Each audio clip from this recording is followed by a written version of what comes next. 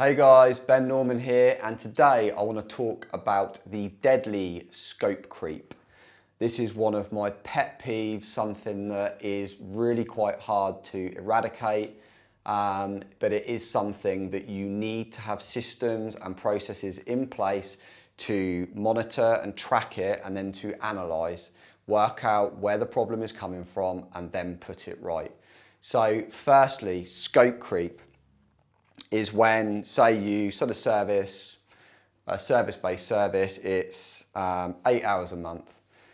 You need to be able to effectively plan that work in, so resource scheduling systems, programs, software, and you'll be able to schedule that in every month. Now, that for a lot of businesses is where it currently stops. They schedule it in, they just expect it to get done. And on the most hand, it will get done. But will it take the 8 hours that we've allotted for it? Will it take more? Will it take less? Well, unless you're actively tracking it, you're not going to know. And this is where the problem lies. You need to have within your time tracking, scheduling, availability software, whatever you use, you need to be able to have a function that not only is the work planned in, but then it's recorded and adjusted. So as somebody's completing that work, they are freely able to update that to say, well, actually, it took 9 hours. There was an extra hour that came because of this, that, or the other. There needs to be then another mechanism whereby that is reviewed, because as you can imagine, that could be quite dangerous. If you were a service-based business, and let's just say for the sake of ease, you're selling 8-hour blocks.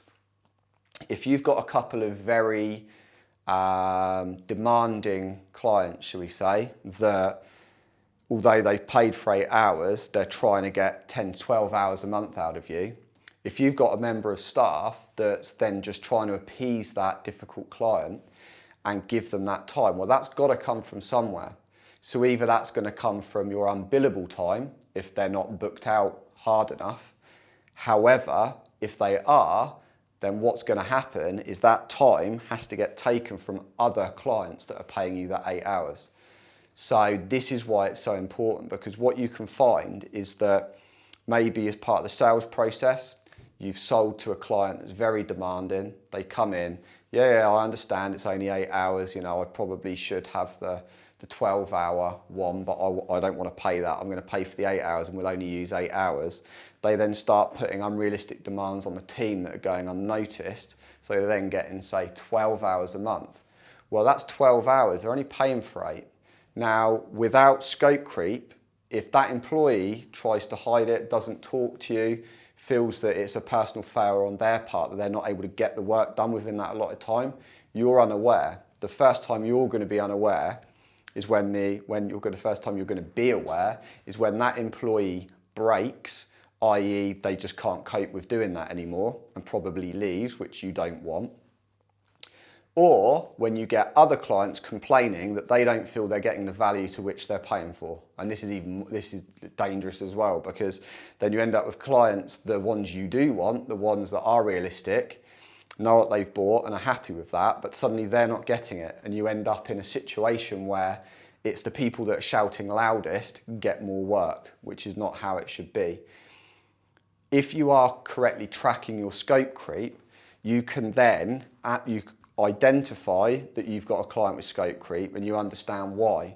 Now, either it's a training issue and that person just isn't able to get the right amount of work done within the time, or more commonly, it's a client that's putting unrealistic demands on. So we either need to be more assertive and go back and communicate better with the client of, okay, well, we understand you want all of that. We can only get this much done this month. That will have to go into next month, or we can upsell you into more hours. That's then a different conversation, but at least you get a chance to have that conversation and you avoid all of the unnecessary fires that scope creep can basically bring into the mix. Anyone who knows me knows scope creep is one of my pet peeves. It is really hard to eradicate. You are going to end up with times where you need to allow a certain amount of scope creep to get a job done properly or to make sure you really over deliver. But you ultimately need to be able to try and plan it in, but at least understand why it's happened and agree with it. If not, you can then react to it, make changes to kind of correct it, rather than getting 12 months down the line and find that the same thing's still happening. So what processes, systems do you have in place to deal with scope creep? Is it a big issue for you? Have you found any other kind of hacks or tips or tricks of ways around it? I'd love to know. Hit me up in the comments below and let me know.